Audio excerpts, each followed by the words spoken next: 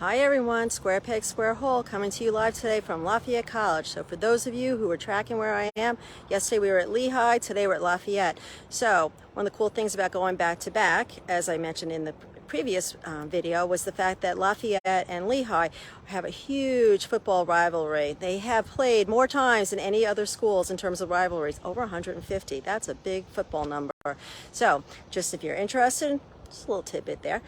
Some of the things that I love about Lafayette, it is a small campus. It's 2,500 students, but the campus itself is really big. I've been walking around it probably a good half hour to an hour now, and there's a lot to be seen. A lot of newer buildings mixed with older buildings, but it's definitely got that really nice feel from Pennsylvania that you would expect. A lot of stone buildings, a lot of green space and trees. If you want your steps in, this is the place to come. You're going to be going up and down the hills just like you were over at Lehigh. So my calves definitely got themselves a workout, and yours will too if this is your school. Lafayette's a private school. It's known a lot for its engineering programs. So if you're interested in civil engineering, biomedical engineering, they have lots of really cool majors for those of you who are interested in that. But it's also got a lot of the arts and sciences here.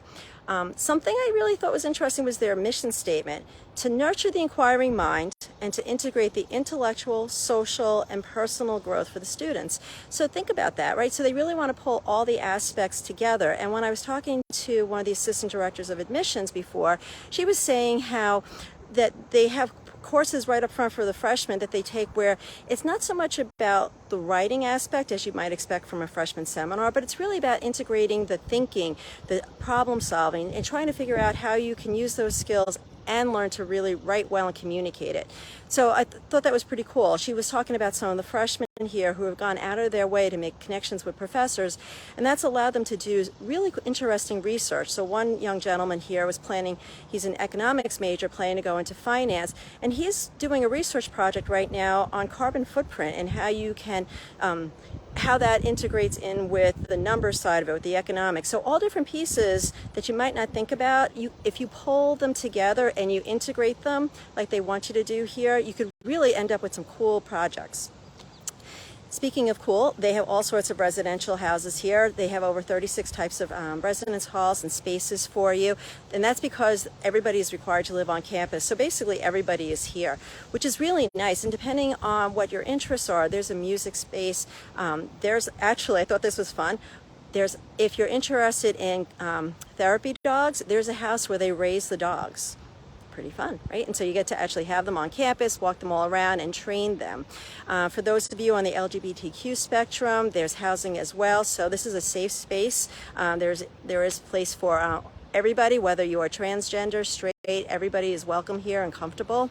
For those of you more into the environment side, La Farm is their organic farm, and they've used the produce from there to supplement the dining here as well as other parts of Easton.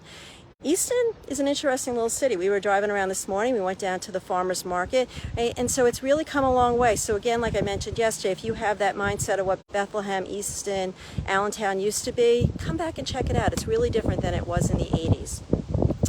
In terms of what the kids do outside of the classroom, Greek life is pretty popular here. About a quarter of the guys, a third of the women do that. They have some really interesting clubs, one of which I thought was just amazing. It's a refugees aiding club. So basically they help families who have come here from other countries who need the help. They help them find housing, transportation, medical, right? And to the point where the admissions person I was talking with said she's actually taken pregnant women to the hospital when they were going into labor, right? So they're really involved in their community here. She's been here more than 20 years. Her husband is a professor here, and she said every day she loves it more and more and more.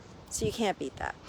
Some famous alum, if you're interested, if you are a big Die Hard fan, and who's not, Joel Silver, who was the movie producer for both Die Hard and Matrix, he went to Lafayette. Michael Schmidt, he is a two-time Pulitzer Prize winner, right? So some pretty intelligent people on campus. And not to forget our athletes. They're pretty much all I see on campus right now because it is August. But they are a D1 team. They are the Leopards, and so there's plenty of athletics for you to come on out and see. So if you're in the Lehigh Valley neighborhood, you should definitely check out Lafayette.